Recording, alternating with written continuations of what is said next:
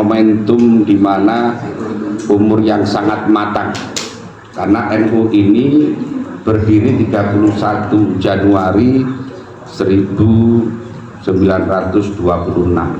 satu umur yang panjang dan telah menorehkan banyak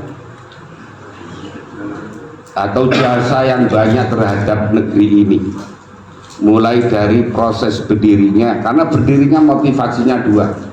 Yang pertama adalah karena himayatuddin, menjaga agama, yaitu mempertahankan akidah Ahlussunnah wal Jamaah. Yang kedua adalah himayatud daulah, waktu itu adalah bagaimana memperjuangkan NKRI ini berdiri, merdeka, dan kemudian mempertahankan. Makanya kemudian tidak heran kalau NU punya jargon NKRI harga mati, luar biasa. Satu-satunya organisasi kemasyarakatan yang besar yang menjadi perekat bangsa ini. Bapak Ibu rahimakumullah, Indonesia ini negara dengan suku yang lebih dari 700, dengan bahasa lebih dari 1000, dengan pulau lebih dari 17.000, dengan agama yang berapa itu agamanya itu? Ada 5 apa 6? 6. Aliran kepercayaannya luar biasa banyak. Tapi sampai sekarang alhamdulillah masih utuh. Ini karena salah satu perekatnya adalah Jam'iyah Nahdlatul Ulama. Karena Jam'iyah ini adalah organisasi yang anggotanya itu terbesar tidak hanya di Indonesia, tapi di dunia.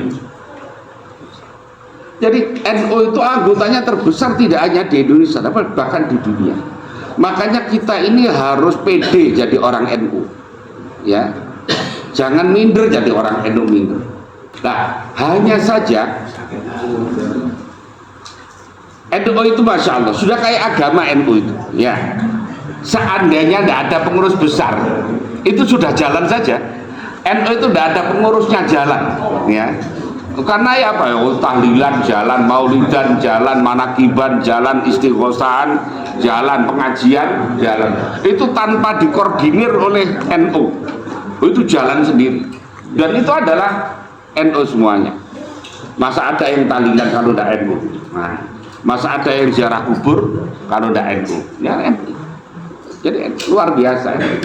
Masih ada Habib.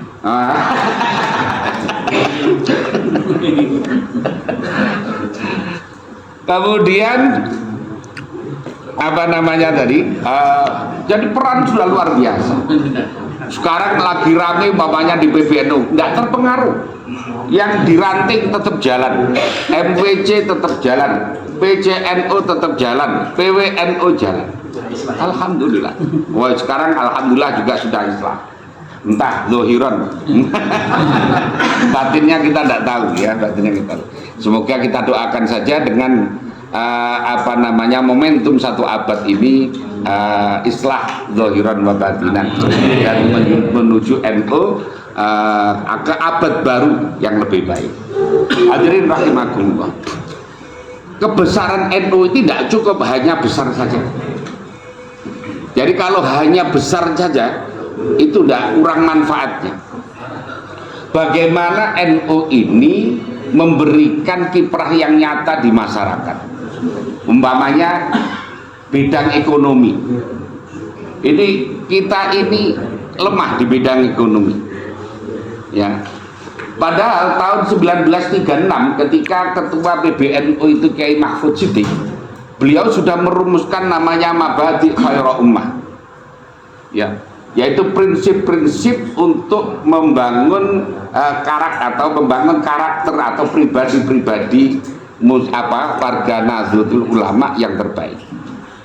Ada as-sidqu, ada apa namanya, al-amanah, al-wafa'u bil ahdi, apa saja, al-adlu, terus at-ta'awun, terus al-istiqamah, dan seterusnya. Ini orang NU tidak pernah belajar, jadi ya nggak pernah baca, ya. NU-nya baru NU geruduk, NU baru NU jamaah, belum NU jamiyah, ya. Ya. Mestinya NU-nya sudah harus NU Jamiah, bukan NU Jamaah. Ya, Jamiah itu artinya secara organisasi dengan baik. Jadi kebesaran NU itu harus dibarengi dengan tata kelola, ya, manajerial yang baik NU itu. Kemudian harus juga memberikan manfaat kepada masyarakat. Jangan masyarakat merasa hanya NU itu narik urunan aja. Kalau mau maulidan urunan, kalau mau manakiban urunan, kalau mau pengajian, jangan hanya itu. Tapi bagaimana NU itu juga ambil bagian dalam proses memberikan manfaat sebesar-besarnya kepada masyarakat. Dan NU itu lembaganya luar biasa, banyak sekali. Ada lembaga ekonomi, ada lembaga pertanian, ada nelayan, ada kesehatan, ada macam-macam, pendidikan dan sebagainya. Nah, ini dimaksimalkan. Jangan hanya jadi pengurus NU hanya titip nama saja. Ya, hanya titip nama saja. Kalau nggak dimasukkan marah, tapi kalau dimasukkan tidak ngapa-ngapain, ya. Tidak ngapa-ngapain, ngapain? Kalau tidak ngapa-ngapain, ngapain? Gitu. Ini dulu, ini Kiai Siap termasuk yang beliau sangat mengingatkan. Jadi kita ini kadang-kadang kalau nggak dimasukkan jadi pengurus marah-marah, nggak masuk. Giliran dimasukkan, hadir juga enggak, ya, hadir juga enggak. Nah, kayak begini, NU di Depok itu luar biasa besar sebetulnya. Coba yang hadir hanya segini. Coba kalau Lailatul Ijtima, Mas Agus mana Mas Agus itu? Yang datang itu berapa orang? Masya Allah, ini Depok. Jadi tata kelola ini harus kita benahi, yaitu manajerial harus kita benahi. Yang kedua, ya tadi, bagaimana NU ini betul-betul memberikan peran yang manfaat yang banyak kepada masyarakat. Lazisnu kita gerakkan, Lazisnu. Ini semua harus dukung ini, anak-anak muda ini pada Ansor Ibnu, ya, harus pada aktif ini. Jadi masjid-masjid itu kan banyak yang belum masuk pada lazis, ya. Mestinya harus diadakan pelatihan-pelatihan. Ini yang biasa salah di masyarakat harus dibenahi. Fidyah umpamanya. Fidyah itu tasarrufnya hanya untuk fakir miskin, bukan kepada semua orang yang hadir takziah. Coba baca di Fadlul Mu'in, baca di Fadlul Akhyar, baca di Bajuri, baca di Iqna. Untuk fakir miskin. Lah di sini semuanya yang hadir takziah dikasih, ya kan? Haji hadir kadang-kadang malah dapat 3 malah terakhir. Hanya gemuk badannya. Orang kayak ustadz yang ya tidak boleh.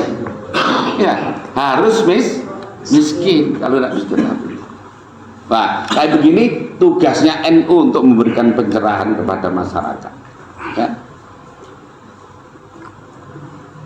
Zakat itu nanti kalau dibahas terlalu lama. Assalamualaikum warahmatullahi wabarakatuh. Waalaikumsalam warahmatullahi wabarakatuh.